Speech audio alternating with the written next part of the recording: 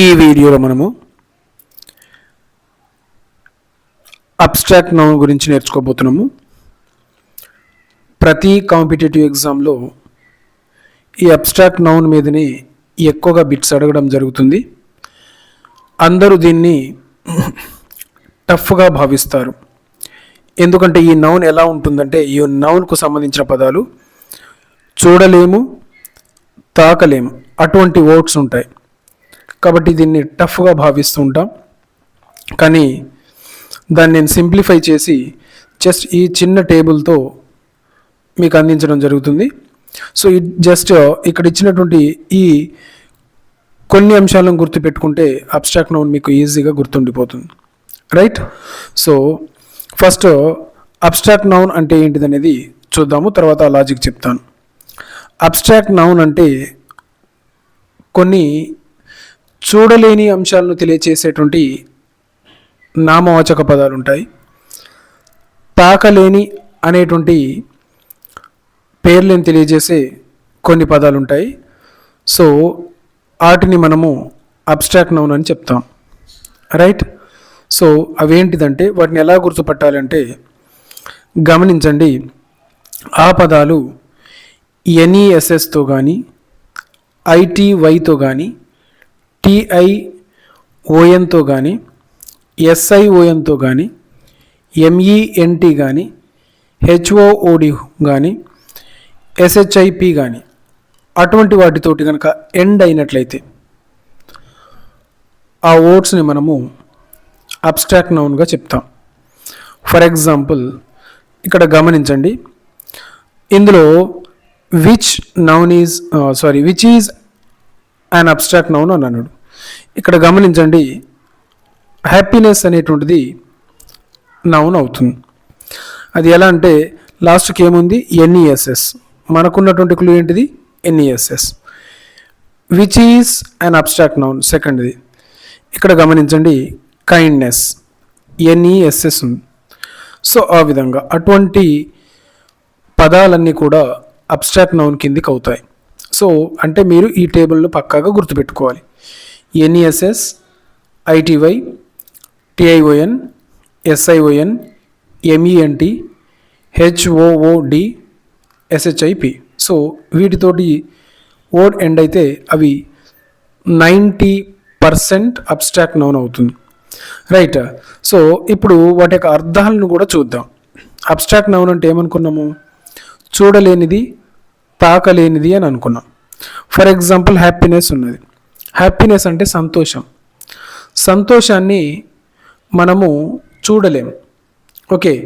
అదొక ఫీల్, అంటే ఆ ఫీల్ని మనం చెప్పగలుగుతాం, ఓకే? అదేవిధంగా ఆ సంతోషాన్ని మనం తాకలేం, అటువంటి పదాలు. కైండ్నెస్ ఉన్నది, అంటే దయ. హీఈస్ ఎ కైండ్ మ్యాన్ అంటాం, అతను దయగలవాడు అని అంటాం. సో అతనిలో ఉన్నటువంటి ఆ దయను మనం చూడగలుగుతామా, చూడలేం. ఆ దయ తాకగలుగుతామా, తాకలేం. అదేవిధంగా అతనికి ఉన్నటువంటి దయ ఫలానా కలర్లో ఉంది అని చెప్పగలుగుతామా, చెప్పలేం. సో అటువంటి పదాలన్నీ కూడా అబ్స్ట్రాక్ట్ నౌన్ కిందికి వస్తాయి. సో వాటి మీద ప్రాక్టీస్ చేద్దాము. Which is an abstract noun? Ram, ability, student, Lakshmi.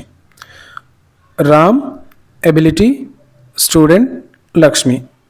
So మనకున్నటువంటి క్లూ ఏంటిది, ఐటీవై ఉండాలి. ఇంకో ఇక్కడ ఐటీవై ఉంది. సో ఎబిలిటీ అనేటువంటిది abstract noun, okay? Next, which is an abstract noun? Honesty, right? Child, Ravi, Sita. గమనించండి, ఇందులో అబ్స్ట్రాక్ట్ నౌన్ ఏది, టీవై ఉంది కదా. సో అవి ఇది అబ్స్ట్రాక్ట్ నౌన్ అవుతుంది, రైట్? హానెస్టీ అంటే నిజాయితీని మనం ఒకవేళ మీనింగ్ పరంగా చూసుకున్నా చూడగలుగుతామా, చూడలేం. తాకగలుగుతామా, తాకలేం. సో ఆ వర్డ్ అవుతుంది. Next, which is an abstract noun? Doctor, Raju, purity, boy. So ఇందులో అబ్స్ట్రాక్ట్ నౌన్ ఏది, ప్యూరిటీ. మన క్లూ ఏంటిది, ఐటీవై. So ITY. సో ఇంత ఈజీ ఉంటుంది అబ్స్ట్రాక్ట్ నౌను. ఇంకొన్ని బిట్స్ను చూద్దాము. Which is an abstract noun? Mother, love, Sita, girl. So ఇందులో మనకు ఇచ్చినటువంటి నేను ప్రొవైడ్ చేసినటువంటి క్లూ ప్రకారం లేదు, కాబట్టి వాటి యొక్క మీనింగ్స్ను చూడాలి. మదర్ అంటే అమ్మ, నెక్స్ట్ సీత అంటే పేరు, గర్ల్ అంటే కూడా పేరు.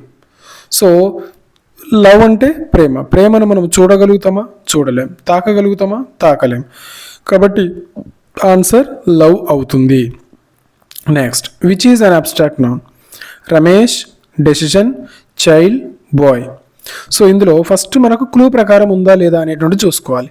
సో ఇక్కడ క్లూ ఏంటిది? SION ఉంది, అంటే ఆన్సర్ అదే.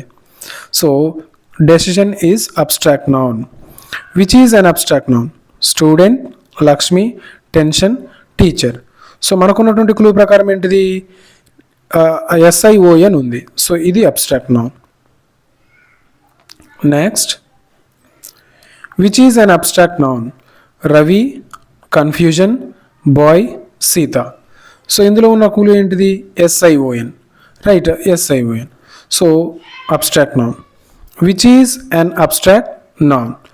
Girl, revision, Raju, student, SION, right. So revision అనేటువంటిది అబ్స్ట్రాక్ట్ నౌన్ అవుతుంది.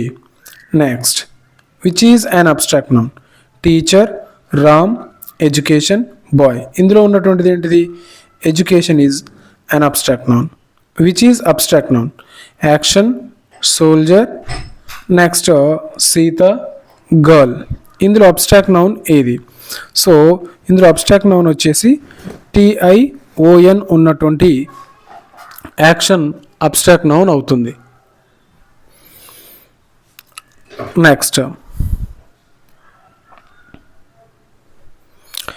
Which is an abstract noun?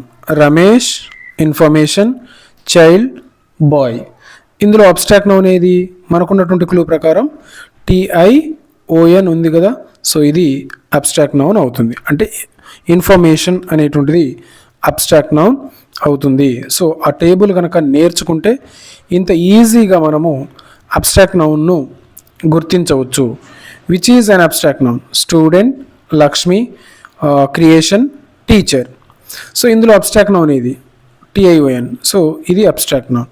అయితే ఎగ్జామ్లో అడిగేటప్పుడు మనకు స్పెషల్గా అబ్స్ట్రాక్ట్ నౌన్ ఏది అని అడగొచ్చు, లేదంటే ఇందులో ఒక్క నిమిషం, సో ఇందులో అబ్స్ట్రాక్ట్ నౌన్ ఏది అని కూడా అడగొచ్చు, రైట్. ఇచ్చినటువంటి వాటిలలో అసలు నౌన్ ఏది అని అడుగుతాడు. అప్పుడు ఒకసారి గమనించండి, గర్ల్, డెవలప్మెంట్, రాజు, స్టూడెంట్. సో ఇలా ఇచ్చేసి, లేదంటేనేమో ఇప్పుడు నేను ఇక్కడ ఏం చేసా, అన్ని నౌన్స్ ఇచ్చా. సో ఈ 3 తీసేసి ఇక్కడ వేరే ఆప్షన్స్ ఇస్తాడు, అక్కడ డెవలప్మెంట్ అని కూడా ఇస్తాడు. సో అప్పుడు మనం కన్ఫ్యూజ్ అవుతాం, డెవలప్మెంట్ అనేటువంటిది అసలు నౌనా కాదా. అప్పుడు మనం అబ్స్ట్రాక్ట్ నౌన్ గురించి ఈ విధంగా చదువుకొని ఉన్నాం కాబట్టి ఈజీగా ఇది నౌన్ అని గుర్తిస్తాము.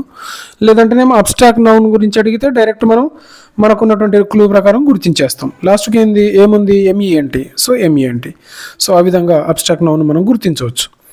Which is an abstract noun? Moment, teacher, Ram, boy. ఇందులో అబ్స్ట్రాక్ట్ నౌన్ ఏది? MENT ఉంది కదా, so moment. Which is an abstract noun? Improvement, mother, Sita, girl. మనకున్నటువంటి క్లూ ఏంటిది? MENT. So abstract noun. ఇంకొన్ని చూద్దాము. Which is an abstract noun? Ramesh, agreement, child, boy. ఇందులో abstract noun ఏది? MENT క్లూ ఉంది కదా, abstract noun. Next, which is an abstract noun? గుర్తించండి. ఇందులో డైరెక్టే మనం చూసి గుర్తించవచ్చు, MENT అబ్స్ట్రాక్ట్ నౌన్. పనిష్మెంట్. ఇంకొన్ని చూద్దాము.